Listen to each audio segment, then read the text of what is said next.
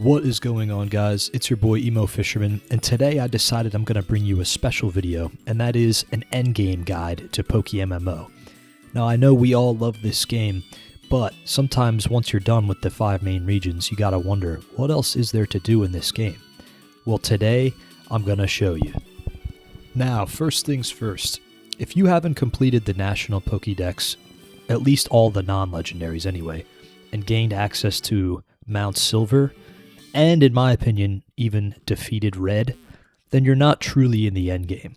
So I would try to accomplish these things first. Now let's say you actually have done all of these things.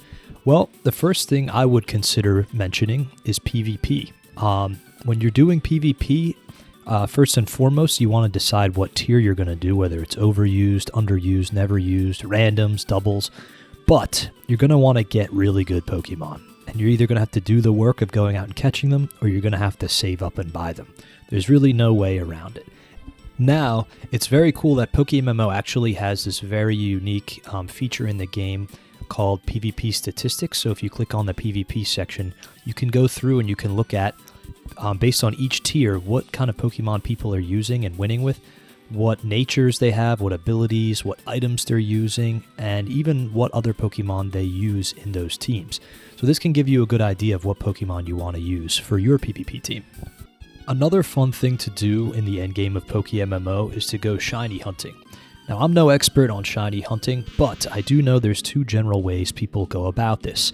Either you look for hordes, such as this Tentacruel horde that I'm looking at, or you go and look for individual shinies in specific areas where they're found. If you're not sure where they're found, you can go on Reddit or just Google it, and people will be sure to give you those answers. Okay, so next up on my list, I wanted to mention we have raids, which is perhaps one of my favorite parts of the entire game. There's 2 main types of raids. There's permanent raids, which there are several legendary Pokemon raids that are pretty difficult, but they're there, they're permanent, so they're there all the time. And then there's event raids, which are basically on holidays, such as the New Year, Christmas, and Halloween. But you can prep for them, or you can do them when the time comes, and they're very fun.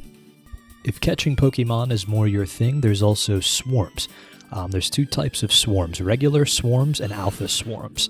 Regular swarms are basically just groupings of Pokemon that randomly spawn on the map every so often, and they appear in all 5 different regions differently.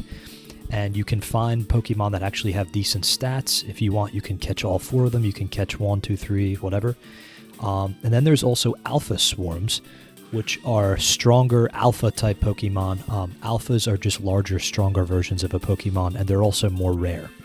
And the alpha swarms tend to have Pokemon that have very good stats. So this is another opportunity for you to catch Pokemon that might otherwise be difficult to catch or hard to find. And it's also a fun way to play. Okay, so next up on the list we have gym reruns. If you've already beaten a region entirely and it's Elite 4, you can go back and fight the gym trainers in that region, as well as the trainers inside the gym. But this is a good way to make money. In fact, it's arguably the best way to make money in this game, especially if you're using an amulet coin. And it's pretty fun. It's also a decent way to level up your Pokemon. Just be aware that most of the gym leaders have Pokemon between levels 80 and 90, so you're going to want to be prepared for that. Another fun thing to do in this game, at least in my opinion, is really just to collect Pokemon. Collect rare Pokemon, collect the Pokemon that you like, collect strong Pokemon. As you see here, I have a box of alphas that are about halfway full. I have some PvP Pokemon in my party, as well as on the bottom left-hand side of my alpha box. And I also have some other Pokemon as well that I like using for gym reruns, for raids, things like that. Some of them have good stats, some of them don't. Some of them are just rare. Some of them are from events that I completed, raid events, holiday events, things like that. But this is something fun to do. Complete a collection and, show your friends and maybe even post your collection on YouTube or something. Well, if you're into fashion or making a statement or just your aesthetic, this game is definitely for you too. There's things called cosmetics, and there's basically all sorts of functions of your character, features of your character rather, that you can edit and buy pieces for.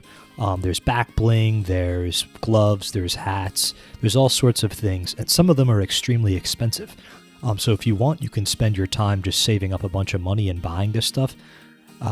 There's also bicycles as well, obviously.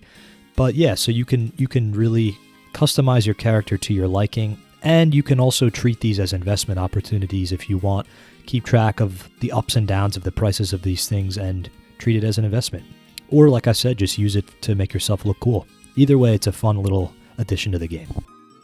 Alright, next up, and one of my personal favorites, is just helping new players. Whether these are people that are completely new to the game or people that just started a new character, you can find them in the beginning stages of every region. Right now in this video I'm in Kanto, showing you where some of these people tend to be. But yeah, you can talk to them in the chat, ask them if they need help, maybe even get them a Pokemon, give them an item. Even just a little money goes a long way for these people, and they'll help you. Maybe it'll be someone to add to your friends list for the future as well. Now, another thing you can do if you've just completely run out of ideas is you can always start a new character. Each account can have up to 3 characters. I actually have 2 because I started a second one not knowing you can do multiple regions with one character, and then I wound up using my second character as actually my main. But yeah, that's something you can always consider, and it can help you in various aspects of the game as well. Last but not least, I had some honorable mentions I wanted to bring up. One of which is the Battle Frontier, which is a fun way to play, and you can play with other real people as well on your team. Another thing would be catching legendary Pokemon, either the King of the Hill style ones that you battle for and catch, or the permanent ones that you can keep yourself. And last but not least, joining or creating a team, which is also very fun and a good way to stay active in the game, stay communicating with other players. It adds a level of fun to the game. So, let me know what you guys think of this video. I hope you enjoyed. I'm sure there's probably things that I left out or forgot to mention, but these are the things that I mostly occupy my endgame time with, and I haven't run out of fun yet. I'm about 500 hours or so into the game so far, so maybe talk to me again when I'm 2,000 hours in. But for now, I'm still having a lot of fun doing these things, and I hope you guys do too. Please, if you like this video, consider subscribing for more of this type of content. Thanks, everyone.